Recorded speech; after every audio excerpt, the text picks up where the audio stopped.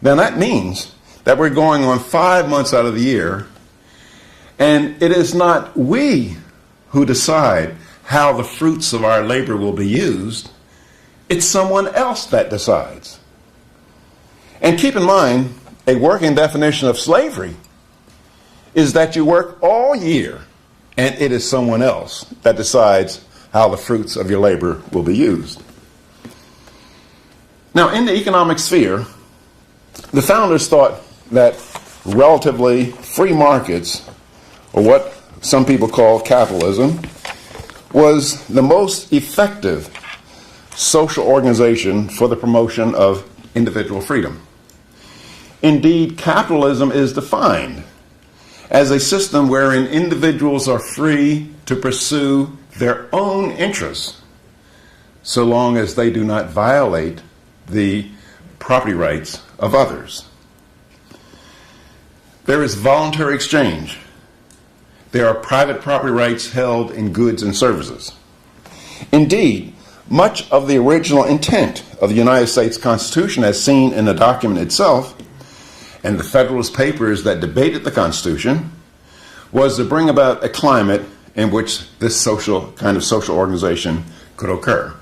That is, a climate where there's limited government. Indeed, if you read Federalist Paper 45, that was written by Madison, in the Federalist Papers, for those of you who don't remember, they were written by Hamilton, John Jay, and James Madison to try to convince the people to call for the ratification of the United States Constitution. Madison, explaining the powers delegated to federal government, said, the powers that we've given to the federal government are few and well-defined and restricted mostly to external affairs, namely national defense and international trade. Well, we see the powers have gone far beyond that. Now, the great benefit of the free enterprise system is that through private ownership and control, it minimizes the capacity of one person to coerce another person. Additionally, the coercive powers of the state are minimized. They are restricted to the legitimate functions of the state or the government in a free society. And what are these legitimate functions of government? Well, one legitimate function is to protect you and me against international thugs violating our private property rights. So that says that one legitimate function of government, of federal government, is to provide for national defense. Another legitimate function of government, at some level, is to protect you and me from domestic thugs violating our private property rights. And when I say, by the way, folks, when I say private property rights, I'm not just talking about cars, housing. I'm talking about me. I am my property, private property. I belong to Walter Williams. You belong to you. And so that legitimate function of government is to, one of the functions is protect domestic thugs, protect us against domestic thugs. Other legitimate functions are the adjudication of dispute, the provision of certain public goods as an economist would define them, and enforcing constitutional order. Now, in order to pay for these legitimate and constitutionally mandated functions, each citizen is obliged to pay his share. Now, for the last half century or so, free enterprise and what it implies has been under unrelenting attack. Americans from all walks of life, whether they realize it or not, have demonstrated a deep and abiding contempt for private property rights and economic liberty. Free enterprise is threatened today in our country, somewhat ironically, not because of its failure. It's threatened because of its success. That is, capitalism has been so successful in eliminating the traditional problems of mankind, such as disease, pestilence, gross hunger, and poverty, that all other human problems appear to us to be at once inexcusable and unbearable.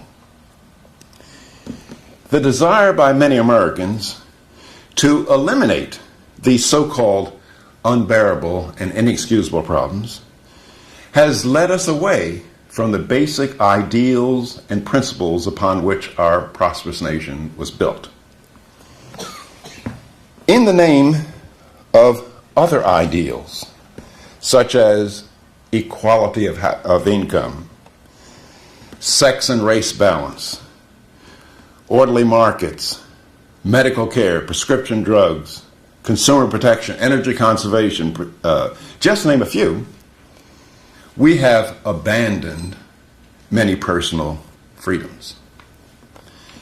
As a result of widespread control by our government to achieve these so-called higher objectives, we are increasingly being subordinated to the point where considerations of personal liberty are but secondary or tertiary matters. They're increasingly being treated as dirt. Now you say, well, is Walter Williams exaggerating? Well, check this out. Suppose I write a letter to the United States Congress. I tell them, my name's Walter Williams. I am an emancipated adult. I am fully capable of taking care of my own retirement needs. If I fail to do so, let me die on the streets or go begging. But stop taking money out of my paycheck for Social Security. How do you think that'd be greeted? Be greeted with contempt. Here is someone telling me and you how much we should set aside each week for retirement. Why don't they also tell us how much we should set aside for housing, for food, for clothing?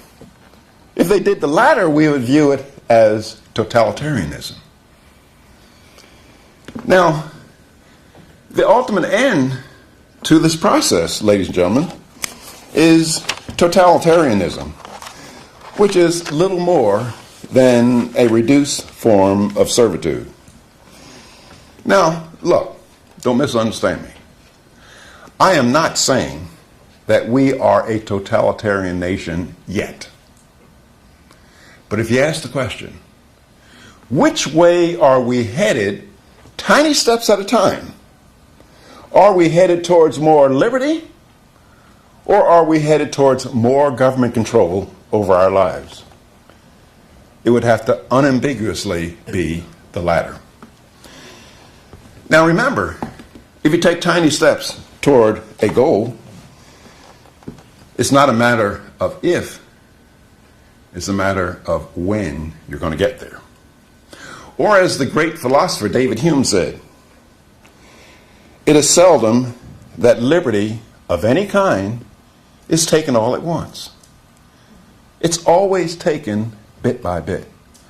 Or as another way of putting it, I think a better way, is a way that my late colleague Leonard Read, the founder of the Foundation for Economic Education in New York, put it. He said that if you wanted to take liberty away from Americans, you had to know how to cook a frog. Leonard Read said, you cannot cook a frog by putting on a pot of boiling water and then throwing the frog in the water, because the frog's reflexes are so quick that as soon as his feet hit the boiling water, he would hop away and be free. Leonard Read said that the way to cook a frog is to put on a pot of cold water, put the frog in the water, and heat it up bit by bit. And by the time the frog realized he was being cooked, it was too late. That's the same thing with Americans. If anybody came over here talking about taking away all of our liberties all at once, we would righteously rebel. but they can talk about taking away our liberties bit by bit as they are doing. The primary justification for the attack on private property, economic freedom, and privacy can be found in people's desire for government to do good. We all say things like, government should help the poor. Government should help the disadvantaged. Government should help the elderly. Government should help failing businesses. Government should help college students and other deserving segments of our society. Well, it's nice to say that, but we have to recognize that government has no resources of its very own. Now, what I mean by that, those programs coming out of Washington or out of our state capital, Harrisburg, they don't represent congressmen and senators and legislators reaching in their own pockets, sending out their own money. Moreover, there's no Santa Claus or Tooth Fairy that gives the people the money, that sends out the money. Now, when you recognize that government has no resources of its very own, that forces you to recognize that the only way the government can give one American citizen $1 is to first, through intimidation, threats, and coercion, confiscate that dollar from some other American. Now, if you think I'm being too loose with the terminology intimidation, threats, and coercion, you have April 15th next year, check me out on this. You can tell the agents of Congress that I will pay for the constitutionally mandated functions of the federal government that are listed in Article 1, Section 8 of the United States Constitution, but you're not taking my money to send to farmers, poor people, poor countries. You'll see all the intimidation, threats, and coercion that you want to see. Now, we Americans support government doing things that if a private individual did the identical thing, we would roundly condemn him as an ordinary, despicable thief. Let me give you an example of this. I could see a lady sleeping on a grate in the dead of winter in downtown Philadelphia. I could walk up to Mr. Guzzardi with a gun in my hand. I say, Mr. Guzzardi, give me $200. Then, having gotten his $200, I go downtown and buy the lady some housing that she needs. She needs some food, maybe some medical attention. Would you find me guilty of a crime? I'd be guilty of theft, regardless of what I did with the money. Because what is theft? Theft is taking the rightful property of one person and giving it to another to whom it does not belong. Now, most Americans can agree with me. They say, Williams, you'll be a damn thief. You'd be a damn thief if you did that. Well, here's the difficulty. Is there any conceptual distinction between that act, where I walked up to Mr. Guzzardi with a gun, and when the agents of the United States Congress tell me, Williams, you know that $200 you made last week, that you plan to buy a nice bottle of Lafite Rothschild Bordeaux wine with it? You will not do that with the money. You'll give it to us. And we will go downtown and help the lady out. I assert that there's no conceptual distinction between those two acts. Both acts involve taking the rightful property of one person and giving it to another to whom it does not belong. Excuse me. Now, if you press me for a distinction between those two acts, I can only find one. And for moral people, it ought to be irrelevant.